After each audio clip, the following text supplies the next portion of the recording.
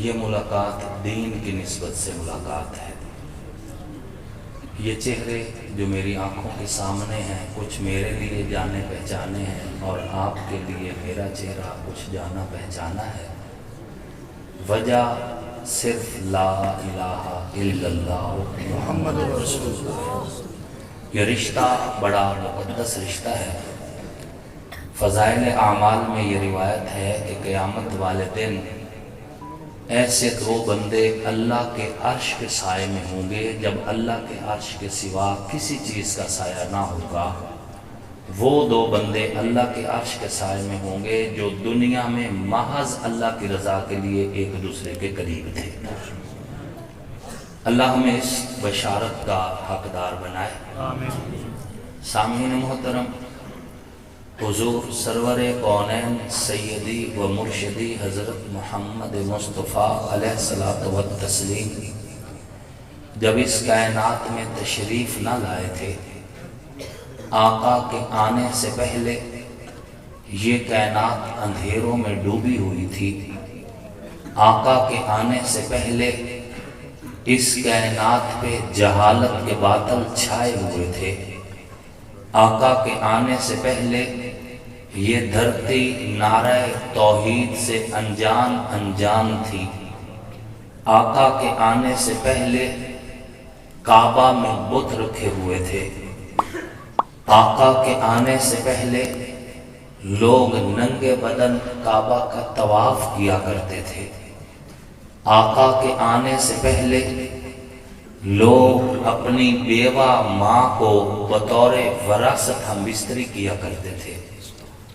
آقا کے آنے سے پہلے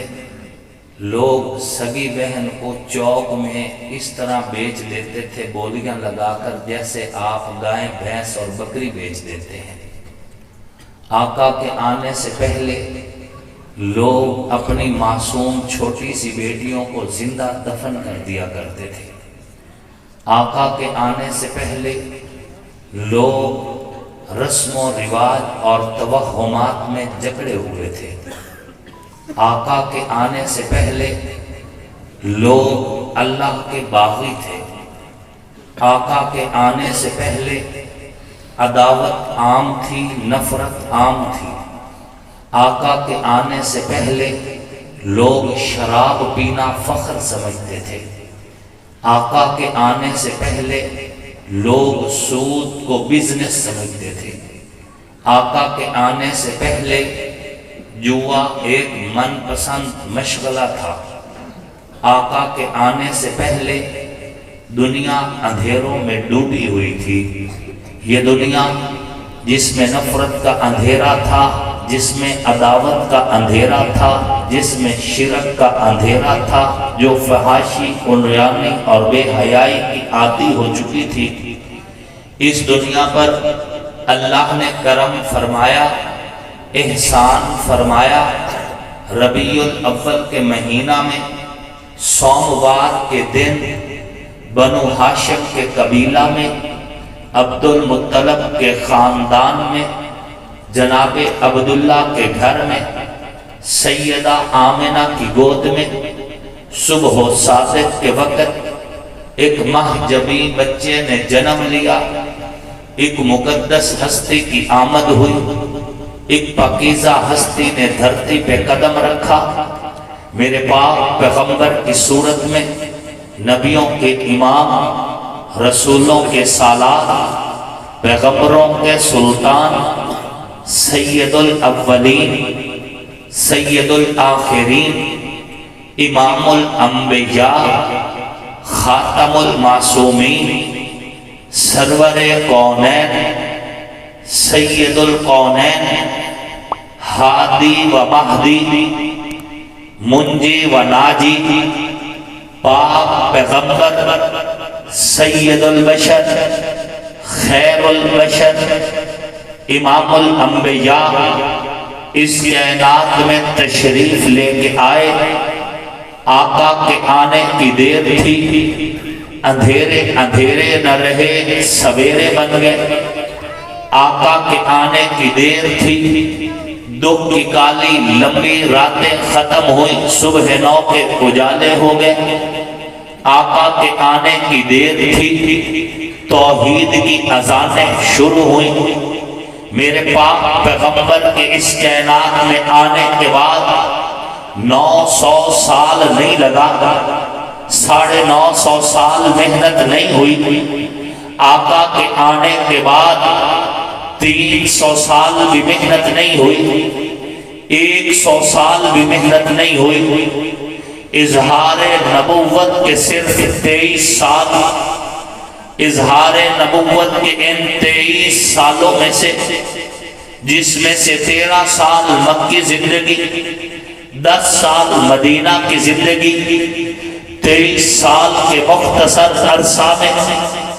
دنیا انقلاب سے واقف ہوئی۔ 23 سال کے مختصر عرصہ میں دنیا ہدایت کی حقدار ٹھہری۔ 23 سال کے مختصر عرصہ میں کائنات کو زندگی کا سلیقہ مل گیا۔ 23 سال کے مختصر عرصہ میں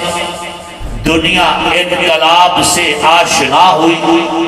چشم فلک گواہ ہے، قرآن کی آیتیں گواہ ہیں، حدیث کی روایتیں گواہ ہیں، تاریخ کے ورقے گواہ ہیں۔ دلوں کا حال بدلا تو حضور کے صدقے، سوچوں کا زاویہ بدلا تو حضور کے صدقے، آنکھوں میں حیا کا کاجل آیا تو حضور کے صدقے، نصیب بن گئے تو حضور کے صدقے، کعبہ کو عزت ملی تو حضور کے صدقے،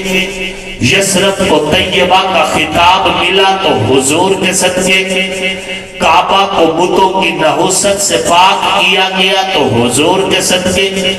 کعبہ کو قبلہ کا خطاب ملے تو حضور کے صدقے، چوروں نے چوریاں چھوڑی چوکیدار بن گئے تو حضور کے صدقے،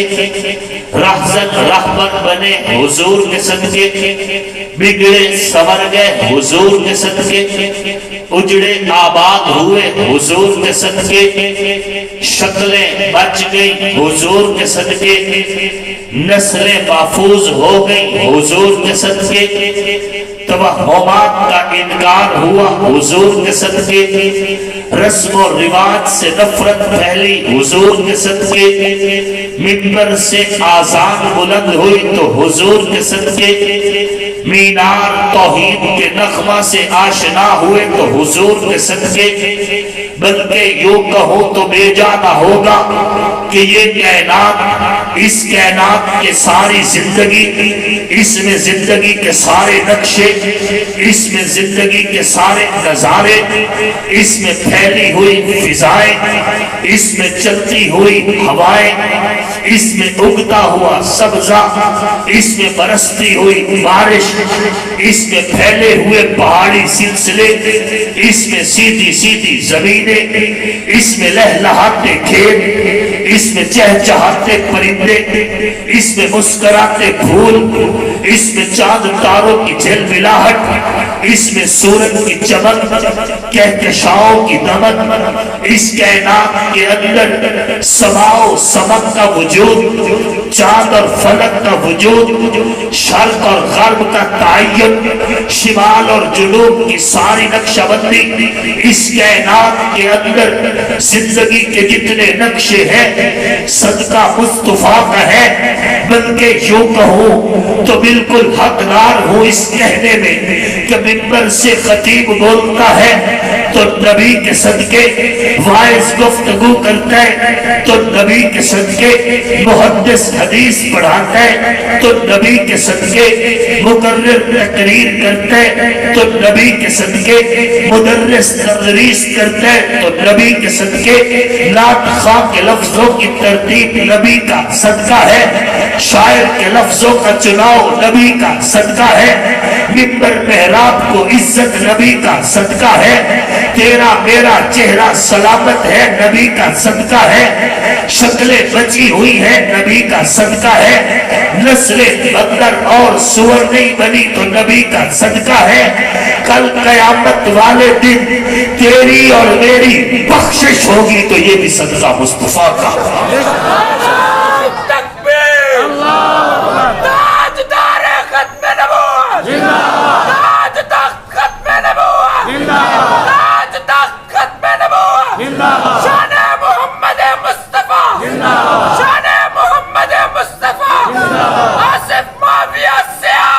آصف معاویہ سیاہ شاہد تیری جرت کو سلام ہے شاہد تیری جرت کو سلام ہے شاہد تیری جرت کو سلام ہے سلام ہے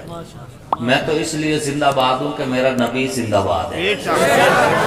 غم عاشقی سے پہلے مجھے کون جانتا تھا تیرے عشق نے بنا دی میری زندگی فسانہ میری تو کوئی اوقات نہیں اگر میرے نصیب میں کلمہ نہ ہوتا اگر مجھے آقا کی معرفت نہ ہوتی اگر میں اصحاب محمد و آل محمد کا غلام نہ ہوتا اگر قرآن پر میرا ایمان نہ ہوتا اگر میں مسلمان نہ ہوتا تو گلی میں پھرتا کتا بھی مجھ سے بہتر تھا یہ میں اپنی طرف سے نہیں کہہ رہا قرآن یہ کہہ رہے اولئک کل انعام بل ہم اضل جانوروں کی مثل ہے بلکہ جانوروں سے بھی بدتر ہے وہ شخص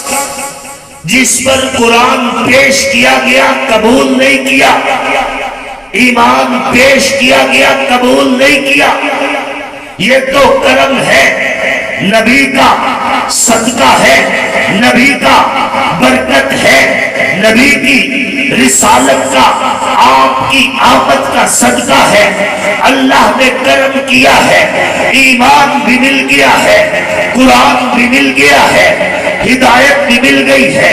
میں یہ ساری کائنات کی ایک چیز کو اگر گننے لگوں تو اللہ کی قسم کائنات کی تخلیق کا سبب محمد کی ذات ہے کہ اس کائنات کو صداقت سے واقفیت ملی ہے تو نبی کے صدقے عدالت کا تعارف ہوئے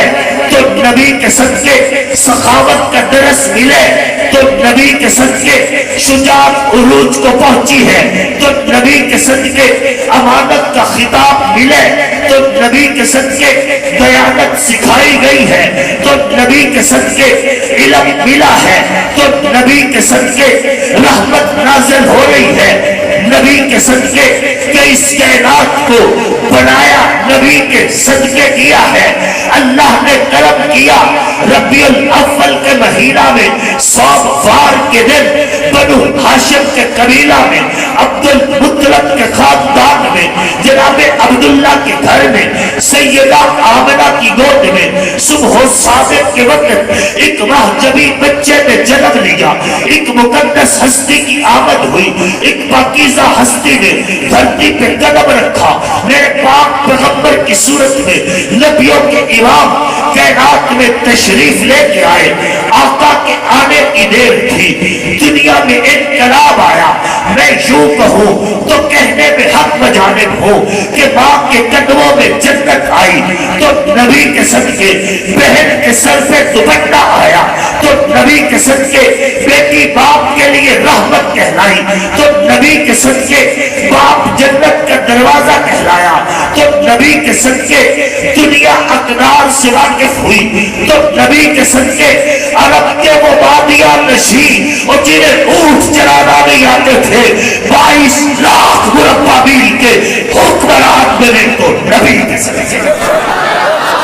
گلی گلی نگر نگر گلی گلی نگر نگر در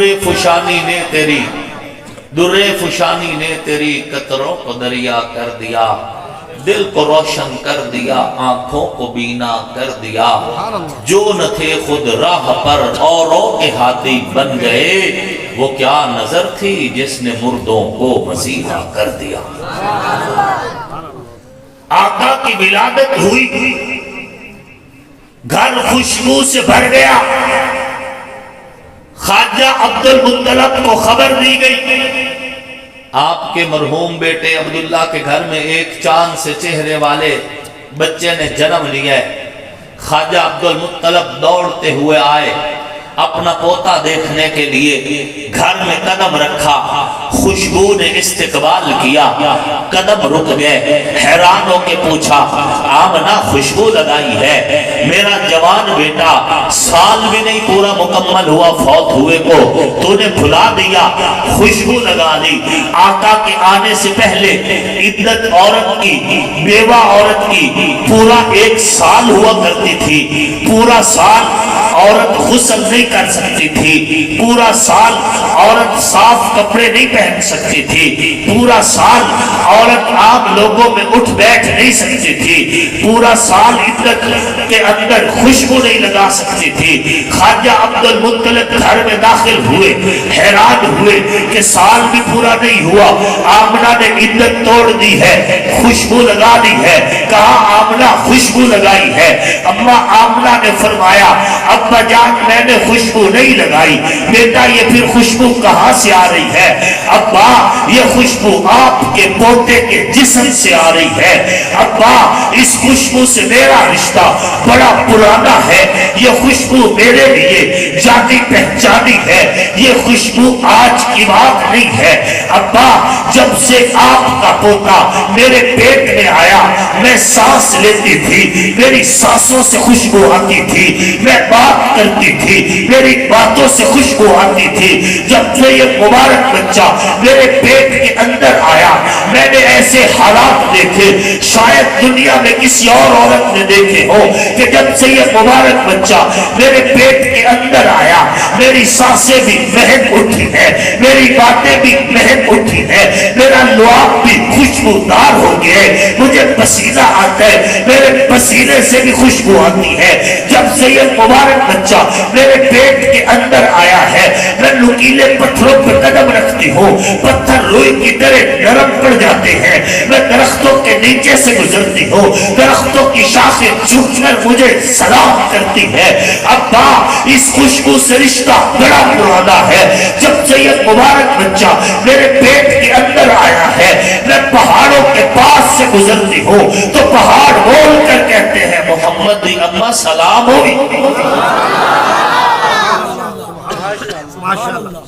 ابا خوشبو آج نہیں لگائی، خوشبو تو آپ کے پوتے سے آ رہی ہے، اور یہ آپ کے پوتے کی وجہ ہی ہے کہ سانسیں مہک اٹھی ہے، پسینہ مہکار کا شکار ہے، میری ہر چیز احترام کرتی ہے، پتھر ہے، پہاڑ ہے، درخت ہے، مجھے سلام کرتے ہیں۔ ابا جب سے یہ مبارک بچہ میرے پیٹ کے اندر آیا ہے میں کنویں پہ جاتی ہوں، میری ہمراہی عورتیں کنویں سے پانی بھرنے کے لیے ڈول اندر پھینکتی ہے، پھر جھک کر ڈول باہر کھینچتی ہے، تب پانی آتا ہے۔ لیکن جب میری باری آتی ہے کنویں کا پانی منڈیروں تک بلند ہو جاتا ہے، مجھے پانی بھرنے کے لیے ڈول نیچے نہیں پھینکنا پڑتا، مجھے پانی بھرنے کے لیے سر جھکانا نہیں پڑتا، بغیر سر جھکائے بغیر ڈول نیچے پھینکے میں اپنا پانی کا برتن بھرتی ہوں، واپس چلی جاتی ہوں۔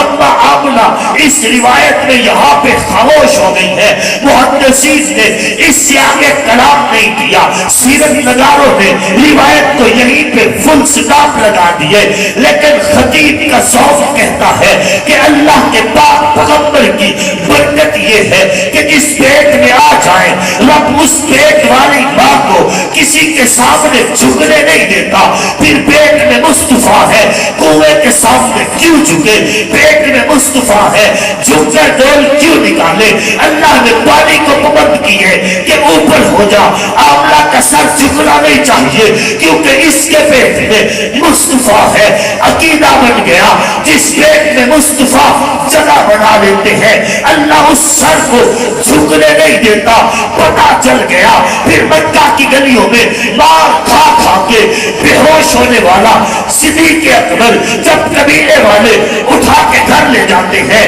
ہوش میں آتے ہیں، ہوش میں آنے کے بعد لوگ پوچھتے ہیں ابو بکر کیا حال ہے؟ ابو بکر کہتے مجھے چھوڑو کوئی بات نہیں، میری زندگی کی فکر چھوڑو، مجھے بتاؤ میرے محمد کا کیا حال ہے؟ ابو بکر پیغام دے رہا ہے، ذہن میں مصطفیٰ ہے، دل میں مصطفیٰ ہے۔ ابو بکر کسی کے سامنے سر کیسے جھکا سکتا ہے؟ جب ذہن میں مصطفیٰ آ جائے، دل میں مصطفیٰ آ جائے، پھر وفا بھی ایسے ناز کرتی ہے کہ پاک پیغمبر کے اعلان پر وفا صدیق سے گھر میں جھاڑو لگواتی ہے، پاک پیغمبر کے اعلان پر وفا सिद्दीक से दीवारों पे हाथ मरवाती है कि कोई सुई भी घर में ना रह जाए। घर का घर सवार बांध के गठरी में सिद्दीक लेके आते हैं, नबी के कदमों में रखते हैं, नबुव्वत सवाल करती है, सिद्दीक घर में क्या छोड़ कर आए हो? सिद्दीक तड़प के कहते हैं, परवाने को चिराग है, बुलबुल को फूल बस सिद्दीक के लिए खुदा है और उसका रसूल बस।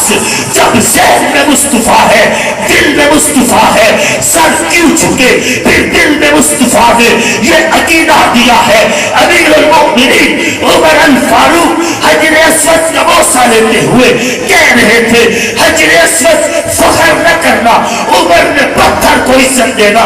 छोड़ दिया है, उमर ने बुतों की पूजा छोड़ दी है, उमर की उम्मीदें गैरुल्लाह से टूट चुकी है। उमर की तौहीद का तकाजा ये है, जो हुआ था अल्लाह की मर्जी से है, जो हो रहा है अल्लाह की मर्जी से है, जो आइंदा होगा अल्लाह की मर्जी से होगा। ए हजर अस्वद फख्र न करना, अगर मेरे नबी ने तुझे चूमा ना होता। उमर के ज़हन में मुस्तफा है, दिल में मुस्तफा है, उमर तेरा बोसा कतल न लेता। अकीदा बन गया जब मैंने देखा 40 दिन का भूखा उस्मान, 40 दिन का प्यासा उस्मान बागियों के सामने डटा हुआ है, बागियों के सामने आया हुआ है, बागियों के सामने खड़ा हुआ है। जब शहीद होते उसका मुकद्दस लहू कुरान की आयत पे गिर के कहते, अल्लाह काफी है, अल्लाह का रसूल काफी है। ज़हन में मुस्तफा है, दिल में मुस्तफा है। फिर खैबर के दर पे अली हैदर कर्रार कह रहे थे, खैबर खैबर या यहूद जैश मोहम्मद सौफा यहूद। फिर उस वक्त तारीख झूठ उठी जब अली की तलवार ने मरहम की गर्दन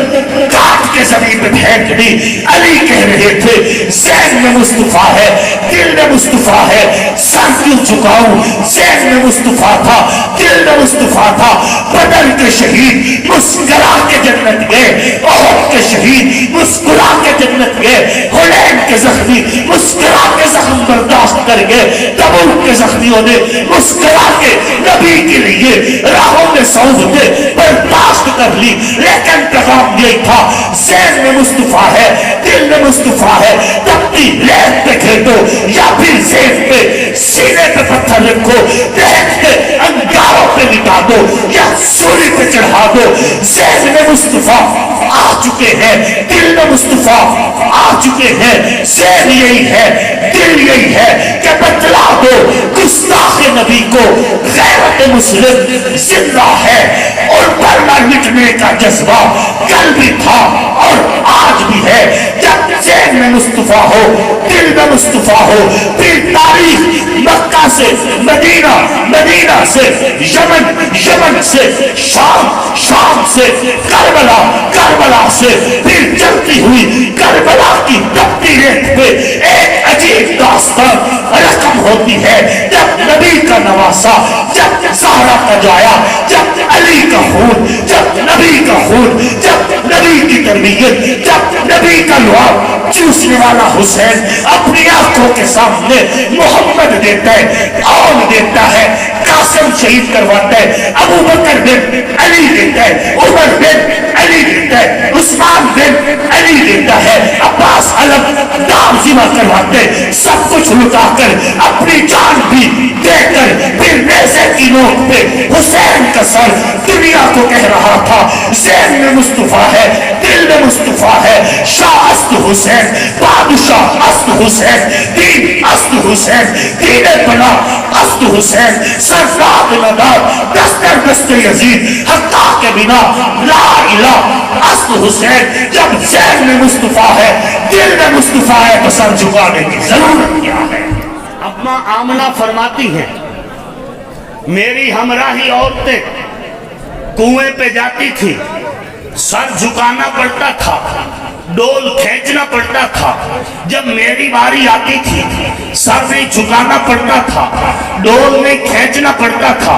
सर झुकाए बगैर اپنے حصے کا پانی بھر کے میں واپس چلا جایا کرتی تھی۔ عقیدہ سمجھ آ گیا، جب ذہن میں مصطفیٰ ہو، دل میں مصطفیٰ ہو، پھر تاریخ کربلا سے آگے رخ کرتی ہے۔ کربلا تک دہرائی گئی تاریخ کا سبق جب امت تک پہنچتا ہے، پھر یہ پیغام ہر بندے مومن کے ذہن میں ہوتا ہے۔ پھر کربلا سے چلتی تاریخ شاملی کے میدان میں دہرائی جاتی ہے، پھر کربلا سے چلتی تاریخ بالا کوٹ کے پہاڑوں پہ دہرائی جاتی ہے، پھر وہ تاریخ دشت لیلا میں دہرائی جاتی ہے، پھر وہ تاریخ کائنات کے خطے خطے میں دہرائی جاتی ہے۔ لیکن ہر خطے کا ہر بندہ مومن دنیا کفر کے سامنے ڈٹ جاتا ہے، دنیا کفر کے سامنے اکڑ کے کہتا ہے کہ ذہن میں مصطفیٰ ہے، دل میں مصطفیٰ ہے۔ ذہن کس طرح جھکنے دے گا کہ مصطفیٰ نے سکھائی تو